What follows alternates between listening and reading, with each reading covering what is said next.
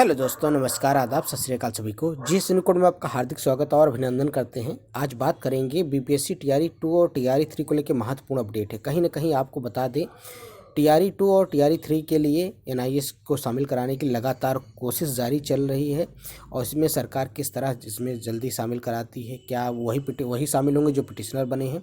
इन सारी चीज़ों को अपडेट के लिए हमारे साथ आज विश्वनाथ की टीम से जुड़े हैं आदर्श कुमार श्रीवास्तव जी। चलिए उनसे जानते हैं उनका क्या कहना है इसके बारे में, फिर आपको सारी चीज़ अपडेट देते हैं। नमस्कार। और टीआरई 2 के लिए बात करनी है हमें, तो देखिए क्या नाम है, डॉक्यूमेंट भेजना और व्हाट्सएप ग्रुप में जोड़ना है तो बड़ी आसान सी बात होती है, बड़ी आसानी से कोई भी कर देता है। बट टीआरई 2 के कैंडिडेट्स में और उनकी ज्वाइनिंग के बीच में सिर्फ हाई कोर्ट या सुप्रीम कोर्ट के एक आर्डर का फासला है। जबकि सुप्रीम कोर्ट ने डिसाइड कर दिया है कि हमारा जजमेंट बैक डेट से लागू होगा, और इसके साथ ही टीआरई 2 में जो बाहर किया गया था ना, उसको उसके नोटिफिकेशन में भी ये लिखा हुआ है कि हमारा रिजल्ट जो है प्रभावित होगा सुप्रीम कोर्ट के जजमेंट में अगर चेंजेस आते हैं। तो ऐसे में स्थिति काफी क्लियर है, ज्यादा टाइम आपको नहीं लगना है इस मैटर में। जितना समय आप लेंगे उतना ही समय बढ़ता जाएगा। इसमें होना क्या है, सिंपल सा मैटर है। जिस दिन हमारी प्रे होगी कोर्ट में केस लगने के बाद, उस दिन हम अपनी बात सबमिट कर देंगे और उसी समय सरकार से अपना काउंटर मांग लिया जाएगा कि आपको क्या कहना है।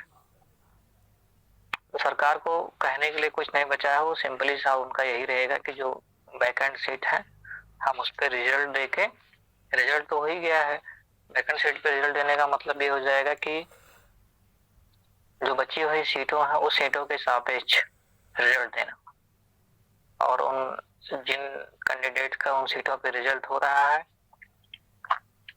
उनका लिस्ट जारी करना और काउंसलिंग के लिए उनको बुलाना।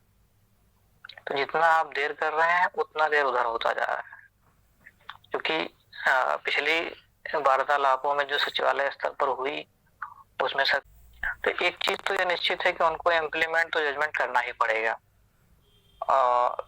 मान लीजिए कि जैसे लड़ाई जो थी बहुत बड़ी वाली कि 100% में से हम 95% जीत चुके हैं, सिर्फ 5% है। हमारा एग्जाम ये हमारी डिमांड ये नहीं है कि हमारा एग्जाम लो, हमारे फॉर्म भरो। हमारा सिर्फ डिमांड ये है कि हमारा रिजल्ट भी हो गया था, हम कट ऑफ से ऊपर के कैंडिडेट हैं, उन सीटों पे जिन जिन कट ऑफ से ऊपर जो कैंडिडेट है ना, उसके जो सीटें वैकेंट लग गई उन पे उनका लिस्ट जारी किया जाए एनआईएस कैंडिडेट का, और उनको ज्वाइनिंग दी जाए। सिंपल सा हमारा प्रे है। तो टीआरई 2 के जो भी कैंडिडेट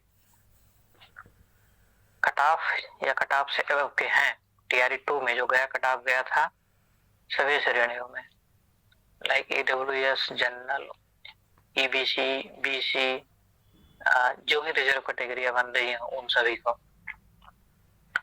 ज्यादा से ज्यादा लोग जुड़े और मनोज जी के साथ, ताकि हम ये काम तेजी से आगे बढ़ा के और बहुत ही कम समय में, कम समय का मतलब कि इस बार दीपावली की बात हुई थी और इस बार होली की बात कर लेते हैं, तो कुछ ही दिनों के होली के कुछ ही दिनों के अंदर या बाहर आप लोग होली सेलिब्रेट कर लीजिए अच्छे से।